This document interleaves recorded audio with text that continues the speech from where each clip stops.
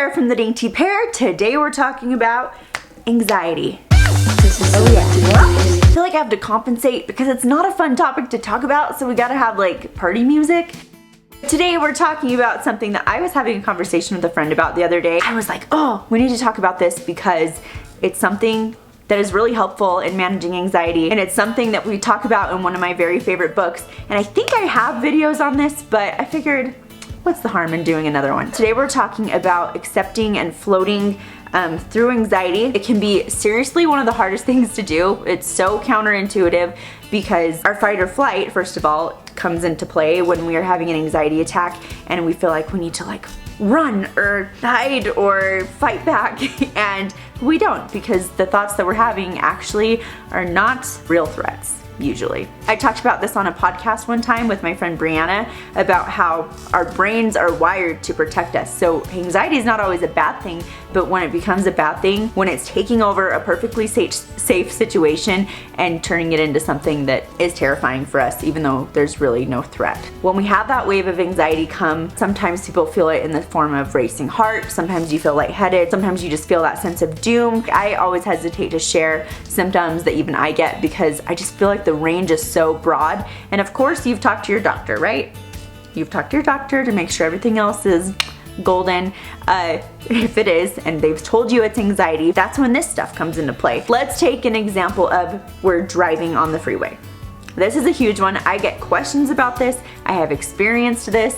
It is kind of awful to be driving and to be feeling the symptoms of anxiety or feeling like something's terribly wrong. It's just hard, and I'm so sorry. But let's take these feelings. Dr. Weeks, in one of my books that I love, which I've told you guys about before, Hope and Help for Your Nerves, she would say, when that feeling comes, let it come. And the more that we are able to just let it come and not fight it and not question it, the easier and faster it is going to be for those thoughts to leave, which is so counterintuitive. I hate that it's so hard to do these things. Can you hear my chair squeaking?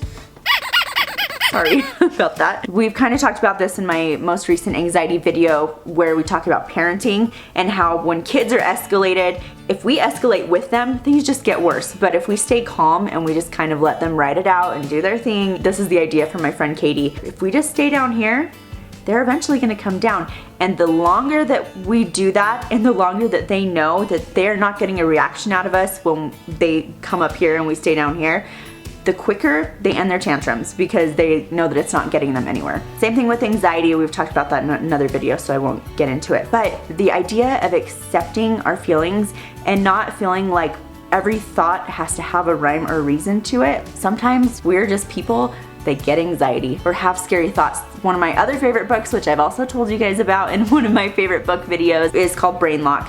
And it talks about how everybody has these thoughts. This book is specifically about OCD. But what happens in brains with OCD or this severe anxiety, it gets stuck. Most people can brush away those thoughts, but when you have OCD, it just kind of gets stuck and locked there. Anyway, you guys should read the book. It's really good. I know I've talked about it. I'm trying not to be a broken record.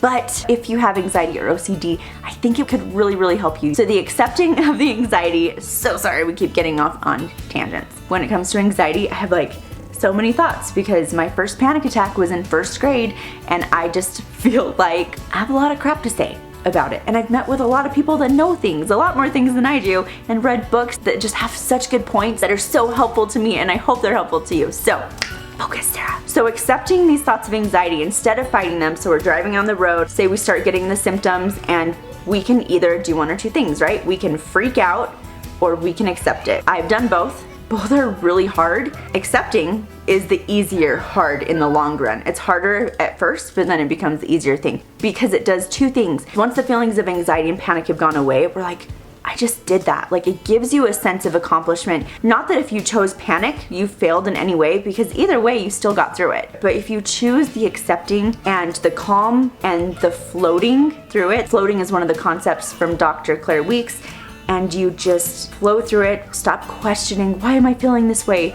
Stop needing to put a label on every emotion, every feeling, every what if and why, and just let it ride and float through that anxious moment. And tell me how it goes. I would love to know if this helps you. Remember to take a breath. It's so hard. It sounds easy. Even when I'm saying it, it sounds easy. But it's not, because anxiety anxiety stinks. It just does. I feel like it's always helpful to know that you're not the only one going through it. There are other people who are experiencing these feelings too and sensations, but it makes things a lot easier when we have the tools to know how to calm down and just ride through it. As always, remember to subscribe to my YouTube channel or my Instagram, and let's talk about this topic. It is not taboo. I shared one of my favorite sermons this week, and it talked about how depression specifically, but I added in anxiety, how depression and anxiety thrive in secrecy and shrink in empathy. So grateful you guys are here. I'm so grateful when you share your stories, and I feel so grateful that you guys would trust me with that. Thanks for watching. Hope you guys have a great day, and I will talk to you later.